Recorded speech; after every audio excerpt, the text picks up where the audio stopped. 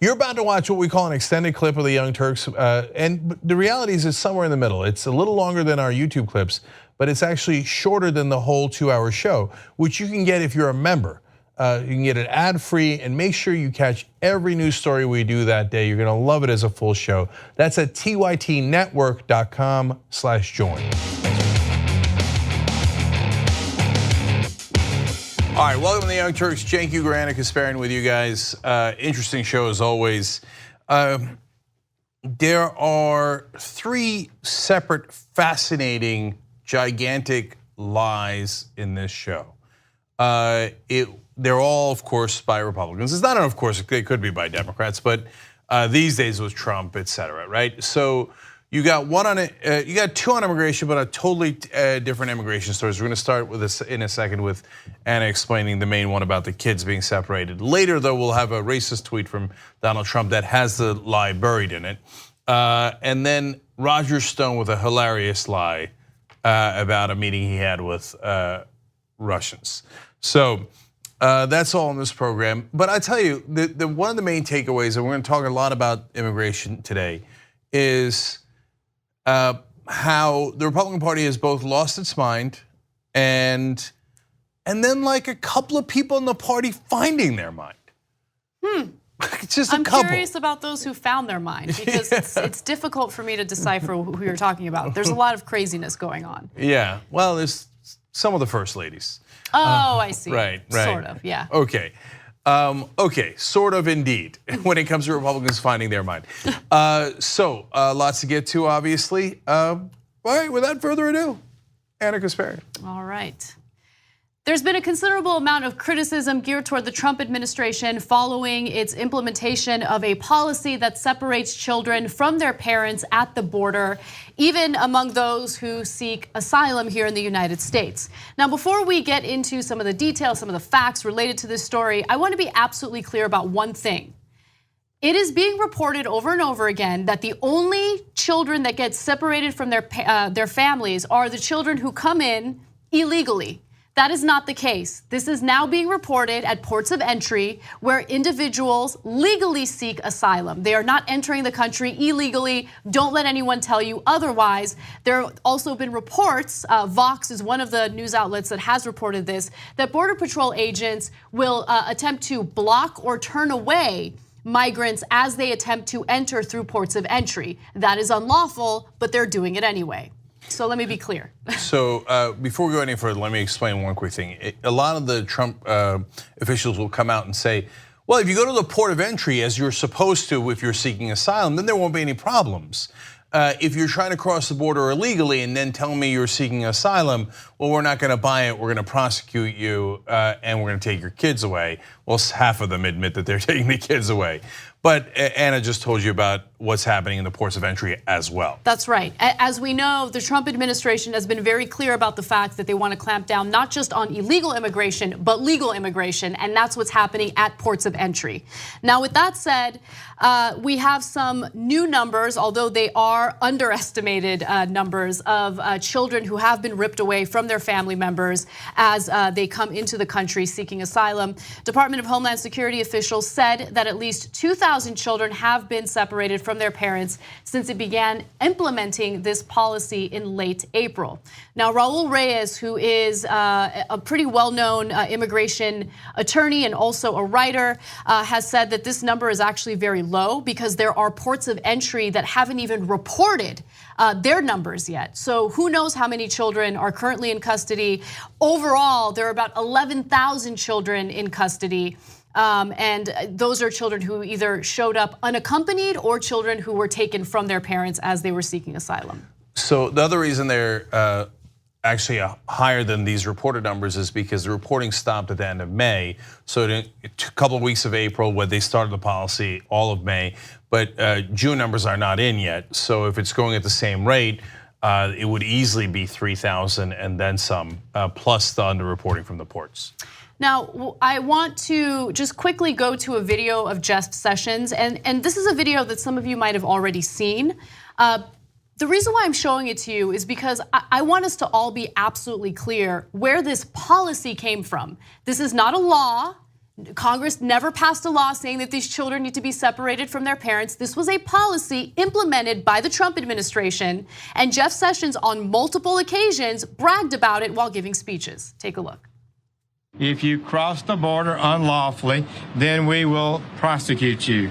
It's that simple. If you are smuggling a child, then we will prosecute you. And that child may be separated from you as required by law.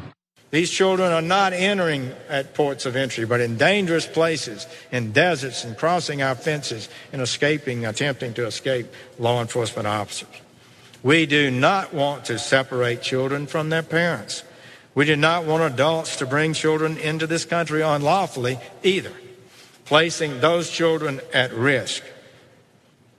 But we do have a policy of prosecuting adults.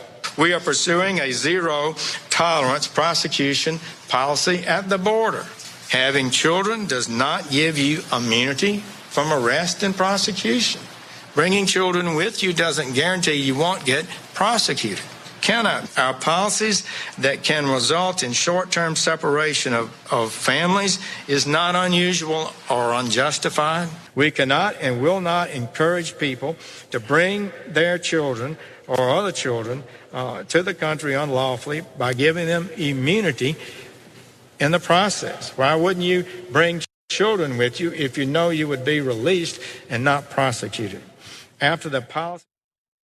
So their zero tolerance policy has now detained so many children that the facilities that already existed were overcrowded beyond capacity. And so now there are tent cities popping up. In Tornillo, Texas, that is the tent city that we found out about over the weekend. And there are literally children being detained in these makeshift detention facilities because of what the Trump administration is doing. Yeah. Please, they're not tent cities, they're not cages. For the cages, they're now chain link fences, I believe. Right. That's some of the propaganda being used by Fox News and some of the other Republicans. The kids are prisoners, plain and simple. There's cops everywhere, or law enforcement, I should say, everywhere. They're not allowed to leave. Here are images that were released by our federal government. These are not, lovely environments where kids are thriving. I mean, they're sleeping with these, foil blankets. This is not a great situation. It's clear, and I think the administration is realizing that this policy might actually backfire on them politically. But those things that look like cages are not cages, okay, just so you know. And if you notice, Jeff Sessions said in the middle there, it's also, we're not gonna let you smuggle in children. Look, if they're smuggling in children that aren't theirs, by all means, everybody in the country agrees, arrest them and imprison them for a long time after a trial and make sure you get those kids away from them. But that's not what's happening here. What's happening is it is their kids. Now all of a sudden, are you pretending that all of those families, those thousands of families that have come with their kids, they're not actually their kids, they all just grabbed a random child?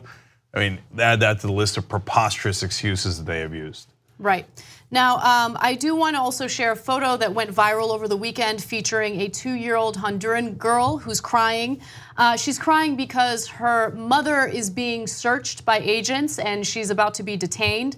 The little girl later ended up in a detention facility, and there have been counselors speaking out about what's going on, because one of the more traumatic elements of all of this is that no one's allowed to console the kids. You're not allowed to hug them, you're not allowed to touch them. And I understand the reasoning behind that, but imagine being a 2-year-old child, seeing your mother get arrested by agents, and then you're sent to some strange place where you're crying and you're just kind of left alone. They can't really do anything about it. Some of your parents are, others of course are not, but you have, I hope, human empathy. But for the parents who've had a 2-year-old who had, it's not at night when they're trying to go to sleep or whatever, but they got hurt or they're genuinely concerned. Like for a second they feel like they lost you in a mall or something, right? And then there's this panicked cry. Imagine that no one ever comforts them. They see you being taken away and they start crying more and more hysterically. And not only can you not help them, but no one is allowed to help them. No one's allowed to touch them. And again, Anna says, it's true, we put ourselves in a no-win situation. If you got guys or people that are handling the kids, that's problematic. You got 2-year-olds, 4-year-olds, et cetera, and their hearts broken. They don't know law. They don't know the judicial system, and they don't know that their parents are coming back. They don't know anything, right? And no one is allowed to console them. If that's not heartbreaking, there's something wrong with you. And unfortunately, that describes a huge part of this administration. Conservatives who are supportive of what's going on right now have absolutely no room to talk about family values ever again. Ever again.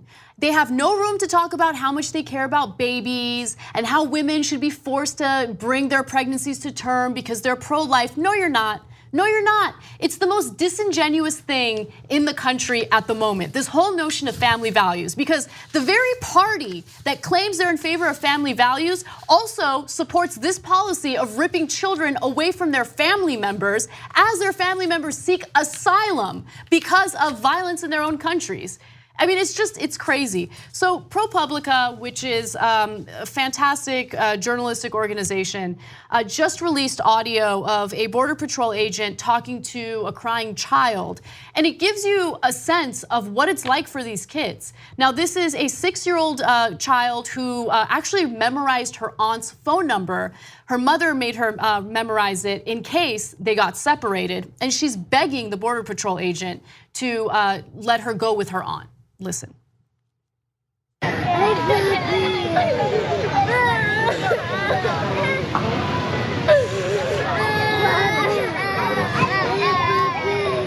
Bueno, aquí tenemos una orquesta. Faltaba el maestro, Ay, con mi tía por lo menos para que después llegue. Que me venga a traer mi tía para llevarme. Ella llama a tu tía si tú tienes número y habla con tu tía. Tengo el número de ella. Ah, pues ahorita ella te ayuda para que hable. Y háblate nada más. Look, you've heard bratty kids cry because they didn't get a toy or something, and then you've heard kids with real anguish, whether they hurt themselves or they felt somehow, scared, yeah, spurned, whatever it might be. And for our Border Patrol agents to say, a little orchestra here, now we need a conductor, but this is what it does. This is what authoritarian government does. It forces people to do monstrous things. So we have now given orders, and they must follow those orders, to take the kids and don't care about their crying, don't help them, don't console them, don't listen to them that they want family members like their aunt.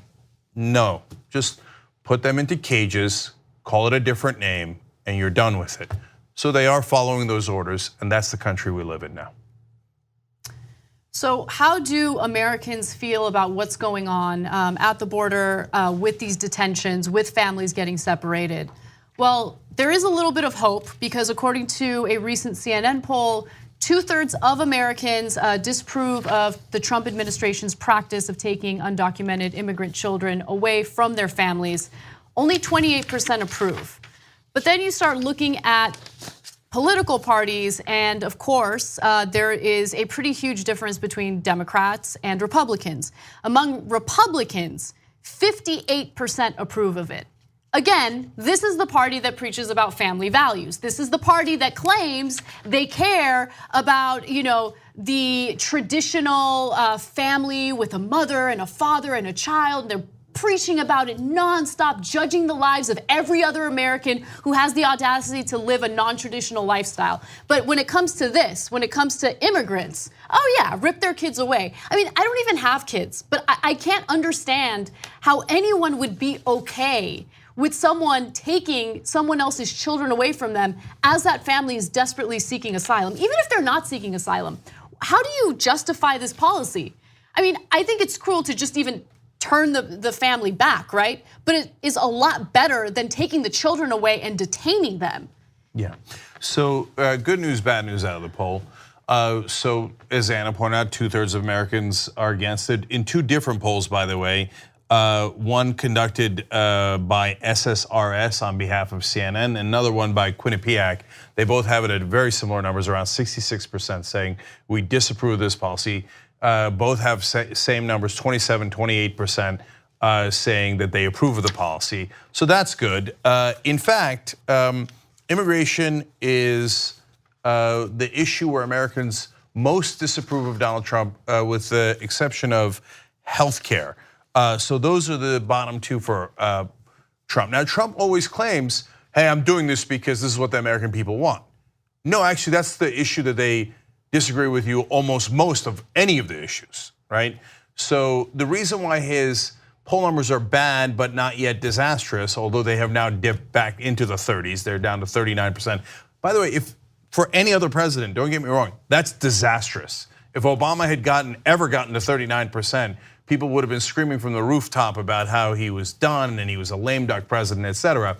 But for Trump, that's fairly normal. He's never been a popular president, never been above 45%, let alone 50%.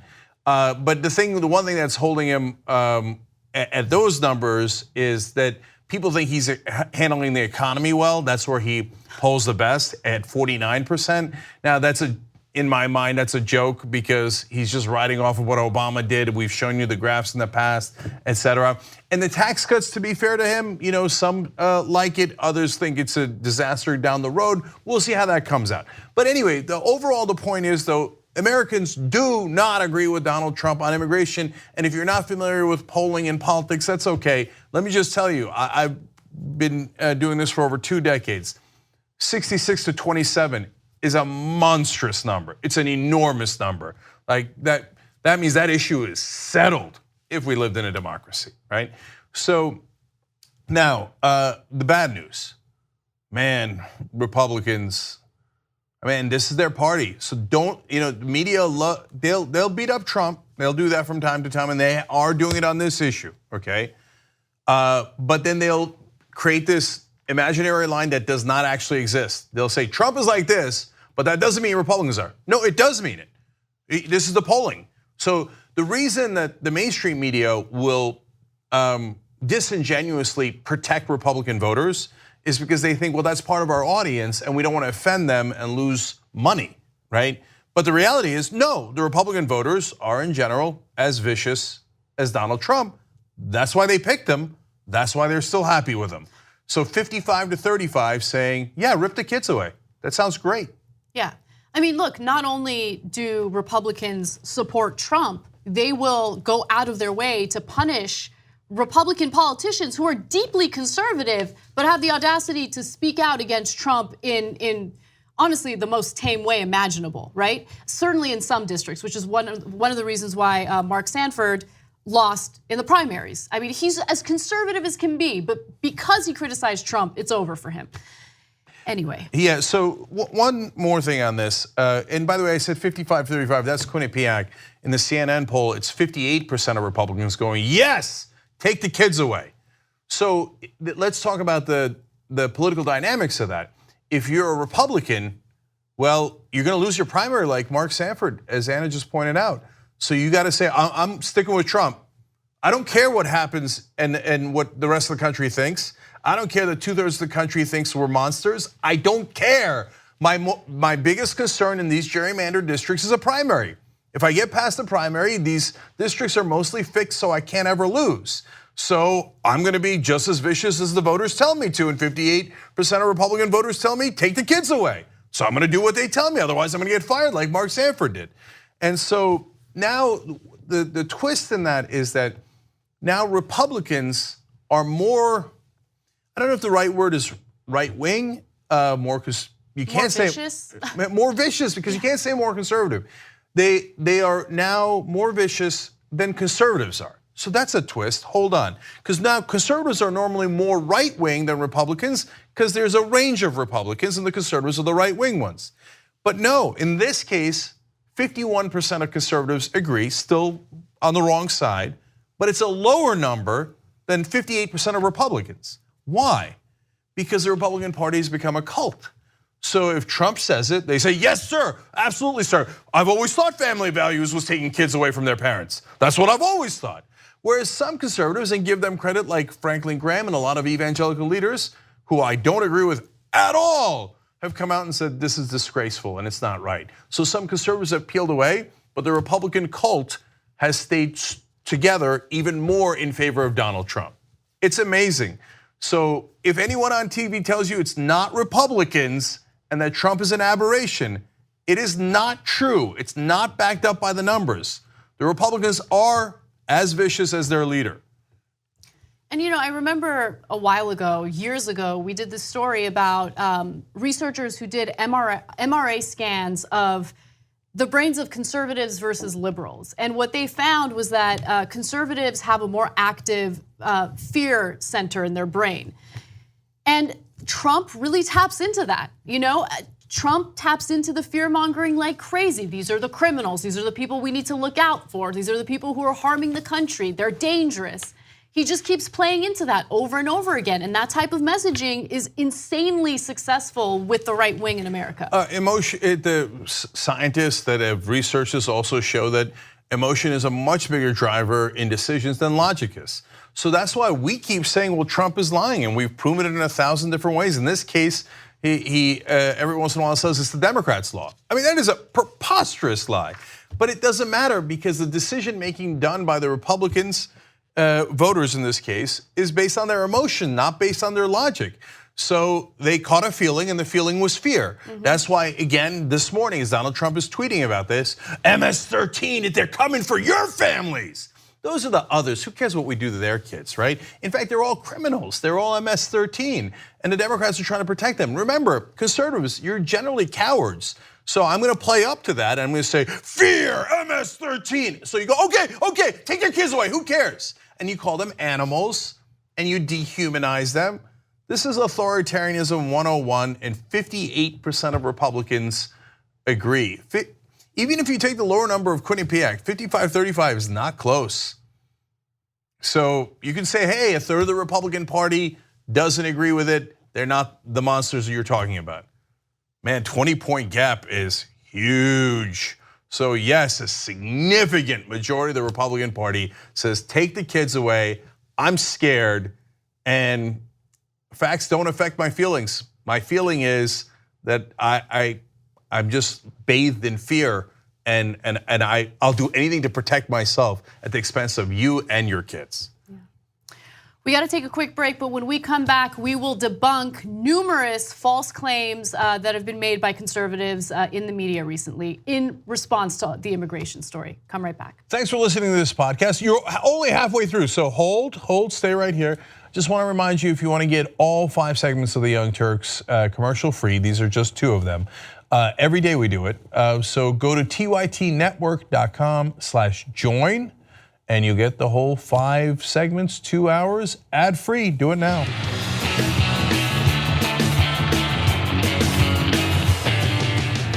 Hey guys. Hey, how you doing? Back on the Young Turks. Real quick, couple of tweets here. Unregistered Chicano says, blame the victim is the same gag these chimps used to justify police murdering unarmed citizens with impunity. Well, I mean, he had a toy gun, we couldn't tell. Well, you might have wanted to ask him, but nope, they're gonna blame the victims as they've done 1,000 times. All Hayes could furl half, that's the name, says it's not democracy when your vote is forced in exchange for innocent children. Trump is disgusting. Okay, we got a lot more news for you guys, so we got to get going. All right, Anna, what's next? All right. A Texas deputy has been accused and charged with sexually assaulting a 4-year-old girl and then threatening her mother with deportation if she told the authorities about it.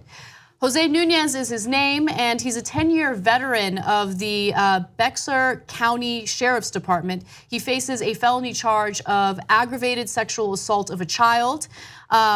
According to a press conference by authorities, the girl had been assaulted multiple times over the course of several months. And Nunez had apparently told the mother that she would be deported if she reported him to the police. But she decided to go to the authorities immediately anyway. They're working to give her protected status while this case is pending. But I mean, we have conversations about criminals in America a lot these days, and oftentimes that discussion is led by the Trump administration in an effort to defame immigrants trying to come in the country seeking asylum. So let's talk about who the real criminals are in the United States. Yeah, when you make certain people powerless, the potential for abuse goes up exponentially. So I don't know how long Nunez has been doing this. I hope they do a thorough investigation. I imagine they will since they arrested him. And it might have been well before Trump that he started this. This might not be the only case. We don't know yet. They're looking into it. But in a situation like this where immigrants are incredibly afraid of what might happen next, it's very easy to use that as leverage against them. Now, this is an extreme case where it's used to assault a 4-year-old and then hold that over the family's head. But God knows how many times it's happening in how many different cases. For someone who wants to abuse their power, such an easy card to play to say, I could send your whole family back. I could ruin your life, have you deported, and the life that you know as it exists today could end unless you do exactly what I tell you. You know, oftentimes when we talk about immigration or undocumented immigrants in the United States, the conversation makes it seem as though the criminals are those without documentation. But a lot of times, because they're so vulnerable, they get taken advantage of. The ACLU did this extensive research and report into the treatment of unaccompanied minors that were detained in the United States. And they found numerous cases of neglect, denial of medical treatment. If you're an undocumented worker in the United States, of course, there are cases where you'll be underpaid and you will be abused and you can't do anything about it. There is no legal recourse because if you go to the authorities, you could face deportation. And so let's talk about that part of it as well, because these oftentimes are the most vulnerable people in society who did escape their countries because of violence or terrible economic situations. So good news, bad news at the end here. Sheriff's office says that they're going to give them a type of protected status during the criminal investigation that would prevent her from being deported. That's the good news. The bad news is they didn't say what happens after the investigation. Right. And so that's another reason, especially in the Trump era, where immigrants that are undocumented are really afraid to come forward and talk to the authorities, especially in non-sanctuary cities, because they know that they could be turned in right away. So it doesn't matter if you're right or you're wrong in a lot of cases. Now here in this case, the local authorities are doing the best they can. And they're doing the right thing in protecting the family and protecting the girl, so great credit to them. But I literally don't know what's gonna happen when the investigation is over, because this is what ICE does. ICE goes around and goes, okay, that's a public person we know is undocumented. I don't give a damn what happened to them. They're a target. Yeah. So I'm afraid of what's already happened, and I'm afraid of what's gonna happen. All right, let's move on to other news. Donald Trump is capitalizing on the immigration issue in Germany, and he is apparently spreading some lies about the crime rate attributed to immigrants in the country. Now, in a recent tweet, he wrote the following: "The people of Germany are turning against their leadership as migration is rocking the already tenuous Berlin coalition. Crime in Germany is way up. Big mistake made all over Europe in allowing millions of people in who have so strongly and violently changed their culture." Now, if you look at the numbers, the actual data pertaining to crime in Germany, you'll notice that crime's actually at record lows. Official figures from last month show that the national crime rate fell 5% since last year in Germany, dropping to the lowest level since 1999. 1992. Oh, I'm sorry, 1992. So also the number of crimes committed by non-German individuals, these are the immigrants, fell 23%. Now, there was a slight increase in a specific type of criminal activity in Germany. 2.5% increase in anti-Semitic attacks, with 94% of them committed by far-right German nationals. In fact, 62% of, sorry, that's a different statistic. So yeah, most of the crime that's being committed right now, or the uptick in crime, is specifically related to far-right German nationals in the country. But, okay, yeah. okay, two things here. One is, when I saw the crime was down 5%, I said, well, look, to be fair, Merkel allowed over 1 million immigrants in 2015. So maybe there was a big spike up then, and then a little bit of a come down from that. No, crime's the lowest it's been since 1992. That's a long, long time. So what is this, as usual? A blatant, complete lie, not attached to even a nugget of truth. Where did Donald Trump get it from, by the way? As usual, it appears that Fox News did a segment on it with another right-wing pundit who was talking about, oh my God, Germany, they're in big trouble, their culture. So I'll get to that in a second, what that code word's for, although anyone can realize what it is. And the crime is up, and the people of Germany are so mad at Merkel, etc. And so Trump sees that and he's like, okay, that's it, perfect. And so now let's get to the second part. The racism, the clear, obvious racism. So Trump talking about how the culture of the immigrants has violently changed the culture of Germany. Well, where are the immigrants coming from? Africa and the Middle East, right? So now it's not true. So if it's not true, then why are you saying it? Because in his mind, the German culture is a good culture. Because, by the way, the Germans would never be violent. Okay, let that sink in. Look, Germany right now is largely left-wing, very left-wing compared to us here in the United States. Wonderful, God bless, I got nothing wrong with it. But the idea that Germans could not possibly be violent or have a bad culture, I don't have to explain why that's preposterous. But the real problem is the brown people coming into Germany and ruining their culture, right? Again, with no facts whatsoever to back it up, other than your racism about their culture, which is actually a code word, obviously, for race and ethnicity.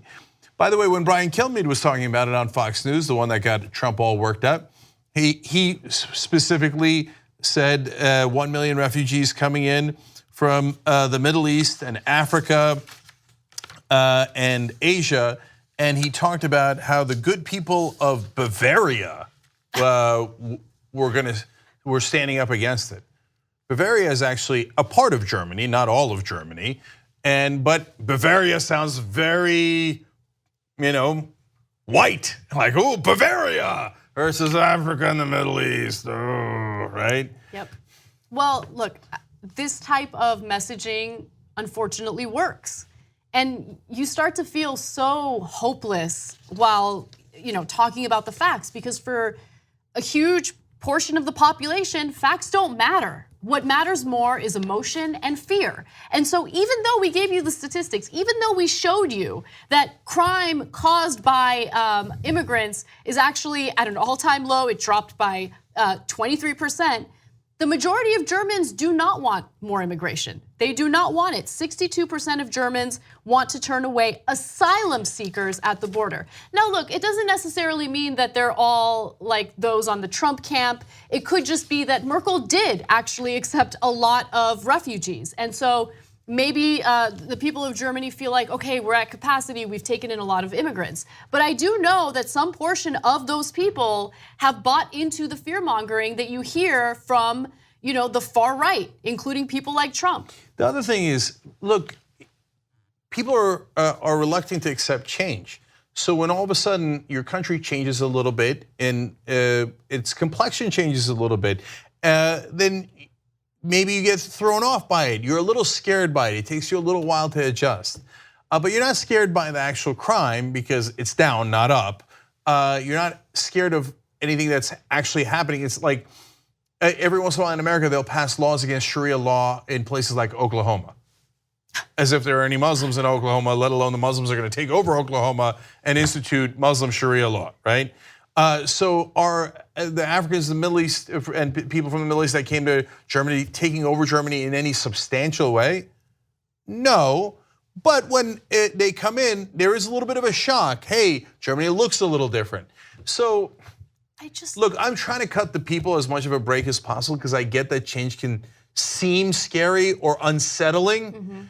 But the guys who use it for propaganda and stoke the demagoguery are the ones that I think are the real problems and issues here. And in the case of Trump, who, by the way, talks about his genes endlessly. I have really good genes. I have good genes, right? Some people have good genes and others don't. Okay, I'm like a smart person, and if that's what good genes look like, I want really bad genes. I hear you on that, sister.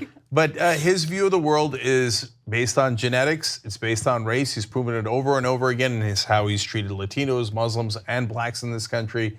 And now he's putting that on Germany as well and making up facts to go along with it. Yeah. By the way, Interior Minister Horst Seehofer is known as this anti-immigrant politician in Germany. And even he admitted that crime is at historic lows in Germany. It's kind of incredible. So yeah. Facts are stubborn things. They really are. All right. We got to take another break, but when we come back, unfortunately, we have to talk about Roger Stone. But you don't want to miss this story because it's unbelievable. It's a hilarious lie. Yeah.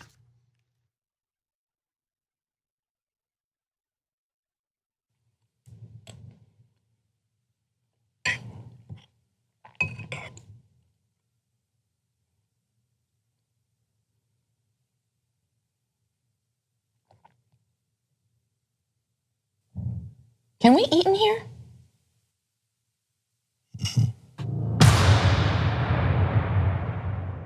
Once again, it's me here at the Streamies. You people have thought that I was here to interview people.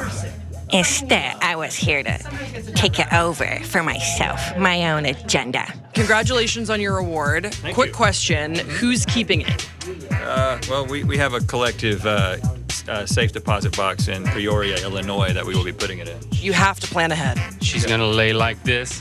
You could hang your tank tops on it and then I could put my coat on it. Or maybe a towel. I can hold your award, I'd be happy to do it. Okay, good, I'll just hold this real quick. Can you just get this for my mom? Just so she has no idea the difference. This year also has been a pretty big year for you politically. You have sat down with, I mean, do you want to just name, Hillary Clinton? Yes, our next president, hashtag I'm with her. Oh! I'm just gonna put that out there. I mean, I already knew that, but I feel like it's powerful now. You just said it, you know? I mean, come on. I'm actually going to Florida next week and knocking on doors and try to get all my fans, make sure the millennials, you go out and you vote is very important. What's next? Oh, what's next? Just, world domination. Yes. And stuff. More matching tattoos with grace. Yes, exactly. But honestly, what's next is whatever I can do to be a positive light in this world is what I'm gonna do. Did you ever think when you started making YouTube videos that you'd be holding an award? Yes. You did? Yeah. An Oscar. You're the first. Okay. Oh, right. Okay. You're the first person that said. Other people, they're like. People always ask me that. Did you think you were gonna have 10 million subscribers? Did you think you were gonna be in a movie and all this stuff? And I say yes. You have to believe in yourself, ignorantly almost, or arrogantly almost, to the point where you have to believe in yourself when no one else does. So obviously, I believed in myself. Once again, I am here backstage. Thus far, no one has suspected that it's not really Grace, it's an imposter. Good. So congratulations on winning Show of the Year. Did you expect this? I was hoping. I was thinking they were going to be top 3. I thought Good Mythical Morning might take it because they're a great show. They have a great audience. But I'm glad they didn't. Is that okay thing to say? I'm glad they lost. I'm glad they lost. I mean, I'm glad I won, but also that they lost because that's the only way that I would have won. Yeah. I've watched your videos since I was like a kid. Like I don't know if I was a kid, but for a while. Dinosaur on YouTube now. No, I didn't. I wasn't gonna say that. I mean, you're not. Okay. But hey, you've been doing good content for that long. That's what's awesome. And also, if I'm a dinosaur, what's Jink? Whoever eats the most in 1 minute wins the title of Best Pie Eater. On your marks. Get set, go.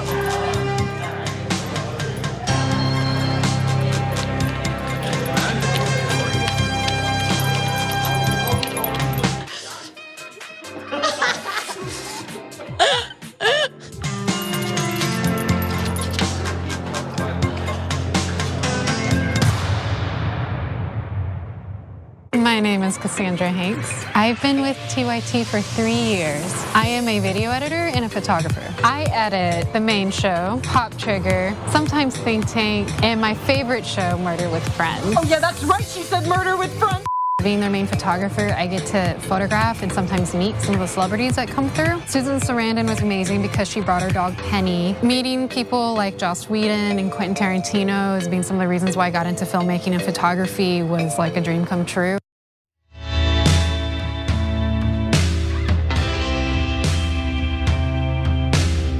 Back on a Young Turks, Cenk and Anna with you guys. In order to talk to us during the show, you could use YouTube Super Chat or you could use Twitter. And on Twitter, you just put in hashtag TYT Live, and then those tweets come to us. Danger Carlos Danger did that, and he writes in, "This makes me sick. I have no faith that Trump administration won't deport them before the trial anyway," referring to the case in Texas. "We all know how much Trump bends over backwards for sexual predators.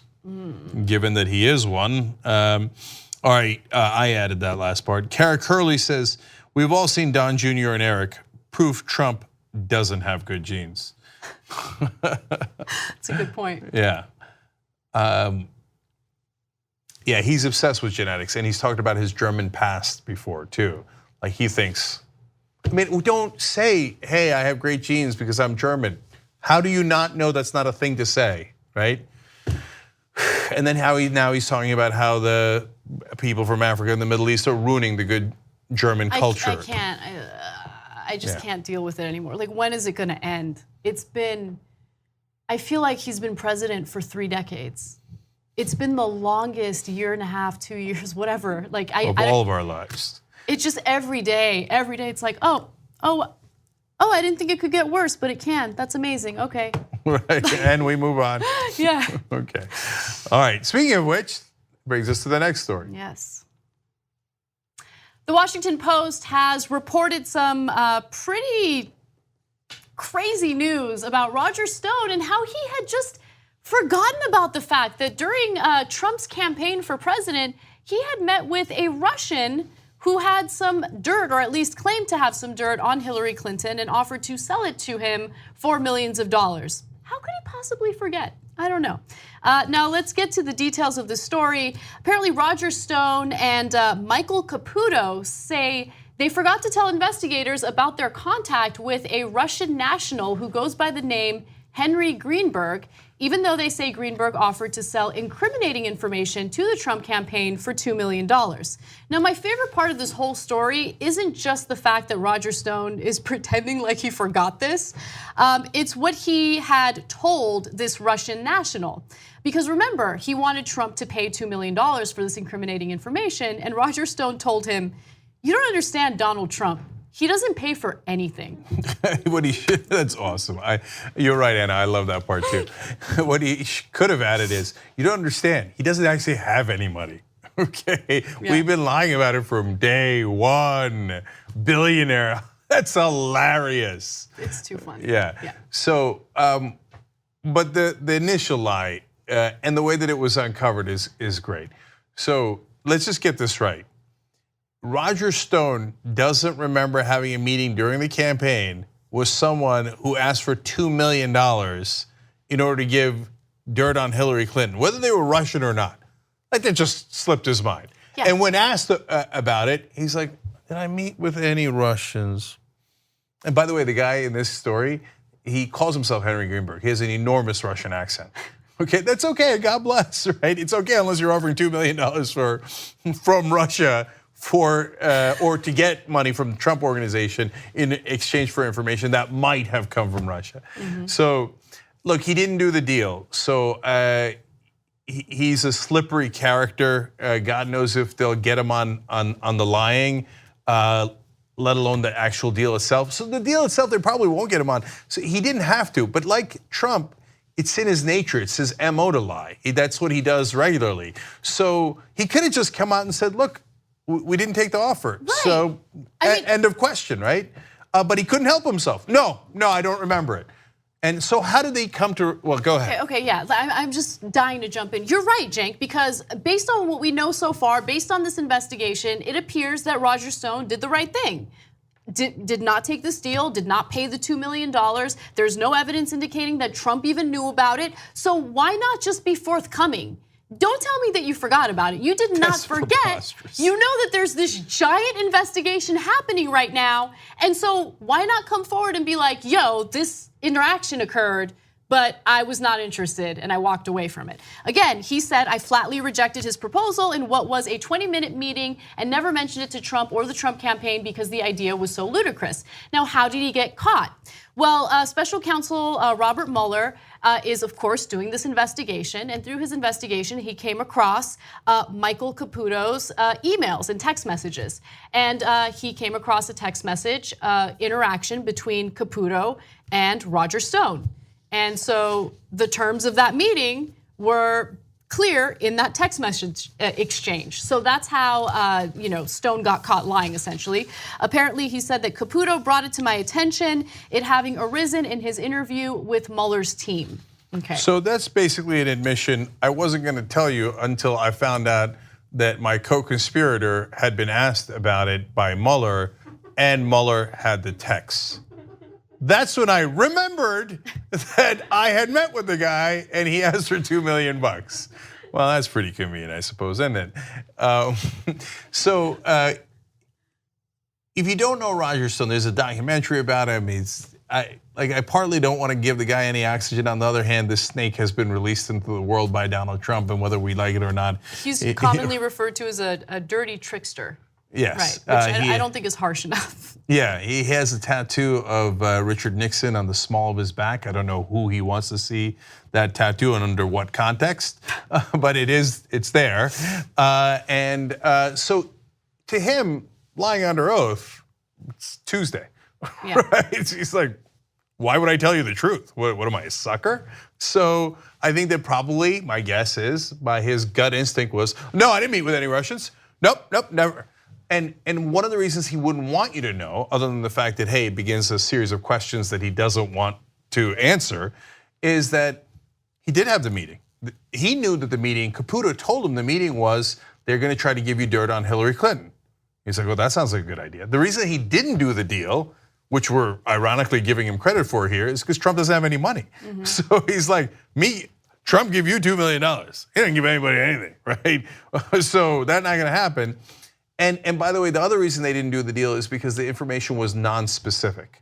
So, and again, to be fair to Stone, and I can't believe I'm saying that, in the text, he told Caputo after the meeting, no, there was nothing interesting that came out of that meeting. Yeah. So they did not do the deal. Also, if I remember the reporting correctly, and correct me if I'm wrong, Roger Stone met with him, this Russian national, in 2016, and based on the reports that I read, he had left or stopped working for the Trump campaign in 2015. That's right, but that's all official versus unofficial. No, but that's relevant because if this is an investigation into Russian involvement in the elections, well then if it's not part of Trump's campaign, does it matter if someone who's just supportive of Trump but not part of his campaign met with this Russian national?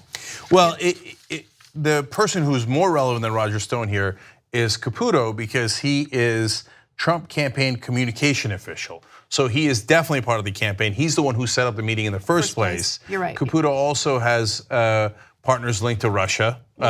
Yet another official that has connections to Russia that just wound up on Trump's campaign. Yeah, and let me give you a broader view of the number of people who were in communication with Russians during the campaign. The new disclosure brings the total of Trump associates who had contacts with Russians during the 2016 campaign to at least 12. A dozen, at least a dozen people related to Trump's campaign had some communication with Russians.